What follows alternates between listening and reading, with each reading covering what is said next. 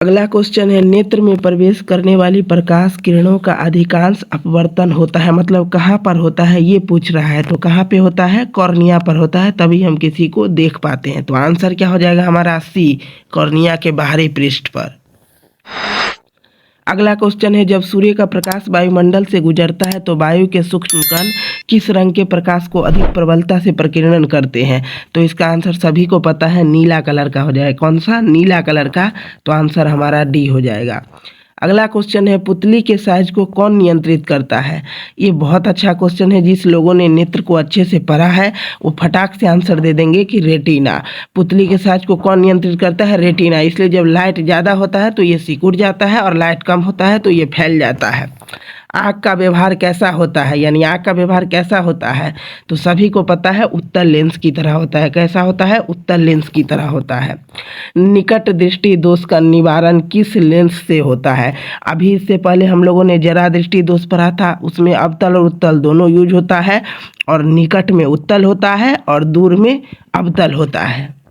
अगला क्वेश्चन है, स्पेक्ट्रम में किस रंग का किरण का झुकाव अधिक होता है? तो जिन लोगों ने वर्ण विक्षेपण का सिद्धांत पढ़ा है तो आपको अच्छे से याद होगा, ए यानी लाल कलर का जो होता है उसका झुकाव कम होता है। हाँ, वेवलेंथ ज़्यादा होता है, तरंग दैर्ध्य ज़्यादा होता है, जिसके कारण हम दूर से ही देख लेते हैं, लेकिन झुकाव सबसे कम होता है लाल का। वह वर्ण पर जिस पर प्राप्त सभी रंग स्पष्ट रूप से दिखाई पड़ते हैं वह क्या कहलाता है? तो स्पष्ट दिखाई दे रहा है सब कुछ ना, तो वो शुद्ध होगा, और जिस पर नहीं दिखाई देगा वो अशुद्ध होगा। आंसर क्या हो जाएगा हमारा? ए। अगला क्वेश्चन है, मानव नेत्र जिस भाग पर किसी वस्तु का प्रतिबिंब है वह क्या है? मानव नेत्र जिस भाग पर किसी वस्तु का प्रतिबिंब है, मतलब कौन से भाग पर प्रतिबिंब बनता है? तो भाई दृष्टि पटल पर बनता है। तो आंसर हमारा क्या हो जाएगा? डी। मानव नेत्र में किस प्रकार का लेंस पाया जाता है? सभी को पता है, उत्तल, क्योंकि हमारा आंख उत्तल लेंस की तरह व्यवहार करता है। इससे पहले भी क्वेश्चन आया था, तो आंसर हमारा हो जाएगा ए। अगला क्वेश्चन है, जो नेत्र निकट स्थित वस्तु को साफ नहीं देख सकता उसे नेत्र में होता है। अब नजदीक के वस्तु को आप साफ साफ नहीं देख रहे हैं और दूर के वस्तु को देख रहे हैं, तो जिसको देख रहे हैं वही दृष्टि दोष होता है। तो कौन सा हो जाएगा? दूर दृष्टि दोष। और निवारण कैसे होगा? अवतल लेंस से। तो आंसर हमारा हो जाएगा ए। अगला क्वेश्चन है, सामान्य आँख के लिए उसकी समंजन क्षमता कितनी होती है? ये रट लीजिए, 4 डायप्टर होती है। कितनी डायप्टर होती है? 4 डायप्टर। अगर क्वेश्चन में उत्तल लेंस रहे तो +2D यानी 2 डायप्टर मारिएगा।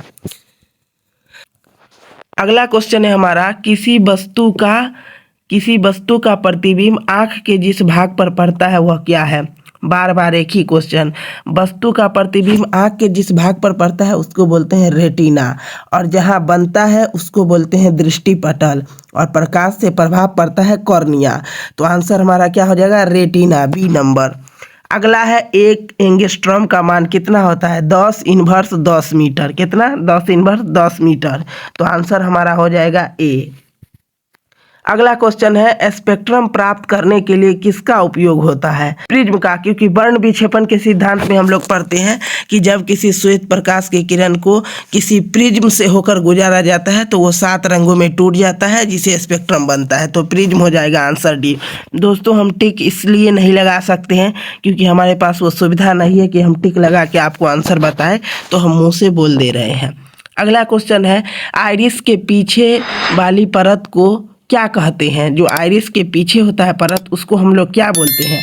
तो जिन लोगों ने नेत्र को अच्छे से पढ़ा है तो आपको याद होगा, पेशियाँ बोलते हैं, सिलियरी पेशियाँ। सामान्य नेत्र के लिए सुस्पष्ट दर्शन की न्यूनतम दूरी, अगर स्पष्ट देखने की बात आए तो कम से कम 25 सेंटीमीटर। तो हमारा आंसर क्या हो जाएगा? सी। कहीं भी आए 25 सेंटीमीटर ही मारिएगा, और ज़्यादा से ज़्यादा अनंत है, कितना तक भी देख सकते हैं।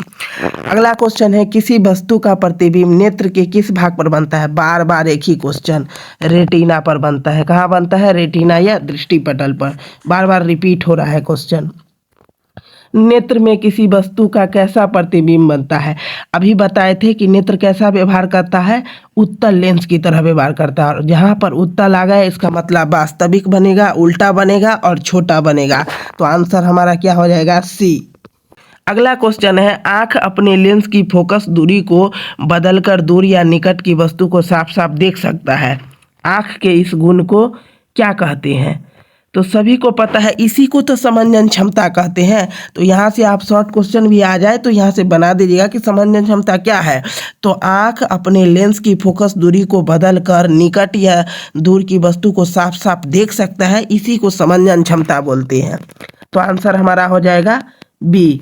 अगला क्वेश्चन है, विभिन्न दूरियों पर की वस्तुओं को प्रतिबिंब को फोकस करने के लिए आँख के लेंस की फोकस दूरी किसके द्वारा परिवर्तित होती है? मतलब किसके द्वारा परिवर्तित होती है जो हम देख पाते हैं। तो अभी इससे पहले पढ़े थे सिलियरी पेशियाँ जिदी, उसी को पक्षमाभी पेशियाँ भी बोलती हैं। तो यही हमारा आंसर होगा, आंसर हो जाएगा सी। अगला क्वेश्चन है, नेत्र लेंस की फोकस दूरी को कम हो जाने से कौन सा दृष्टि दोष होता है? यहाँ पर फोकस दूरी क्या हो गया? कम हो गया। जैसे ही फोकस दूरी कम हुआ तो इसका मतलब क्या है कि निकट का वस्तु हमको दिखने लगेगा, दूर का नहीं दिखेगा। तो बोले थे जो वस्तु दिखेगा वही दोष होता है। तो निकट का दिखेगा तो निकट दृष्टि दोष होगा, इसमें कम हो जाता है और दूर दृष्टि दोष में बढ़ जाता है। तो आंसर हमारा हो जाएगा ए। अगला क्वेश्चन है, किस दृष्टि दोष में किसी वस्तु का प्रतिबिंब रेटिना के पीछे बनता है? मतलब ऐसा दृष्टि दोष बताइए जिसमें रेटिना के प्रतिबिंब पीछे बनेगा। तो अभी आपको बताए थे जिसका दूरी ज़्यादा होगा उसका प्रतिबिंब पीछे बनेगा। तो पीछे दूरी किसका ज़्यादा था? दूर दृष्टि दोष का। तो आंसर हमारा क्या होगा? दूर दृष्टि दोष यानी बी। अगला क्वेश्चन है, निकट दृष्टि दोष का उपचार किस प्रकार के लेंस से किया जाता है? घुमा फिरा के एक ही क्वेश्चन पूछ रहा है भाई। निकट का अभी ही बताए थे आपको, हम क्या बताए थे? उत्तल। तो उत्तल क्या होता है? अपसारी। और अवतल क्या होता है? अभिसारी। तो उत्तल हो जाएगा अपसारी यानी डी। तो हमारा आंसर क्या हो जाएगा? डी। किस दृष्टि दोष को दूर करने के लिए उत्तल लेंस का उपयोग किया जाता है? कौन सा? दूर दृष्टि, उसी को बोलते हैं दीर्घ दृष्टि दोष। तो आंसर हमारा हो जाएगा ए। अगला क्वेश्चन है, दूर दृष्टि दोष वाली आंखें साफ साफ देख सकती है। देखिए खाली दृष्टि दोष से क्वेश्चन है। अब दूर दृष्टि दोष वाली आंखें साफ साफ क्या देख सकती है? तो जिसको दूर दृष्टि दोष है यानी दूर की वस्तु को वो साफ साफ देख सकता है। तो आंसर हमारा क्या हो जाएगा? ए। जो दिखता है वही दृष्टि दोष होता है। ये दूर की वस्तु को साफ साफ देखता है, उसको दूर दृष्टि दोष बोलते हैं। अगला क्वेश्चन है, दूर दृष्टि दोष का उपचार किस प्रकार के लेंस से किया जाता है?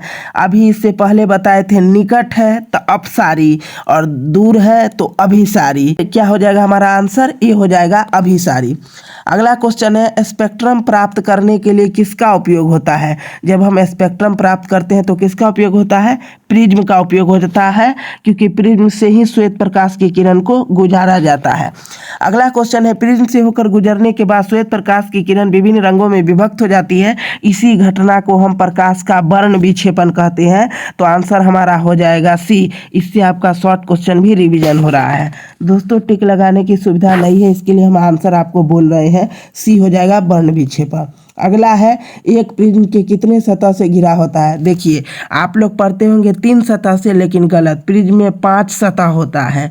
कितना सतह होता है? 5 सतह। अगला क्वेश्चन है, श्वेत प्रकाश जब एक प्रिज्म से होकर गुजरता है तो वर्ण यानी रंग सबसे कम विचलित होता है। अभी आपको बताए थे कि जो सबसे कम झुकेगा वो कौन सा होगा? लाल। लेकिन तरंग दैर्ध्य उसका सबसे ज्यादा होगा। तो लाल झुकेगा कम, तरंग दैर्ध्य ज्यादा होगा। अगला क्वेश्चन है, प्रकाश के किस वर्ण के लिए तरंग दैर्ध्य का अधिकतम होता है? अभी बताए थे लाल रंग का तरंग दैर्ध्य सबसे अधिक होता है। इसके लिए हम उसको दूर से ही देख लेते हैं, इसलिए यह रेलवे सिग्नल में प्रयोग होता है। तो आंसर हमारा हो जाएगा सी। अगला क्वेश्चन है, पीत बिंदु के कुछ नीचे एक अन्य बिंदु रहता है, उसे क्या कहते हैं? तो पीत बिंदु के नीचे एक अन्य बिंदु रहता है, उसको कुछ नहीं कहते हैं, अंध बिंदु कहते हैं, जो पीत बिंदु के नीचे होता है। तो आंसर हमारा हो जाएगा ए। अगला क्वेश्चन है, मानव नेत्र जिस भाग पर किसी वस्तु का प्रतिबिंब बनाता है, बार बार एक ही क्वेश्चन, उसे दृष्टिपटल कहते हैं या रेटिना के आगे बनता है। मानव नेत्र अभिनेत्र लेंस की फोकस दूरी समायोजित कर विभिन्न दूरियों पर रखी जाती वस्तुओं को फोकसित करता है। ऐसा हो पाने का कारण क्या है? तो एक ही कारण है, समंजन क्षमता, कम घटा बढ़ा के देख सकता है। अगला क्वेश्चन है अभिनेत्र लेंस की फोकस दूरी में परिवर्तन किया जाता है। सभी को पता है पक्षमावी पेशियां द्वारा किया जाता है, तो आंसर हमारा हो जाएगा डी। अगला क्वेश्चन है एक स्वस्थ आंख की दूरी मतलब अनंत देख सकते हैं और अगर कम रहेगा तो 25 सेंटीमीटर देख सकते हैं।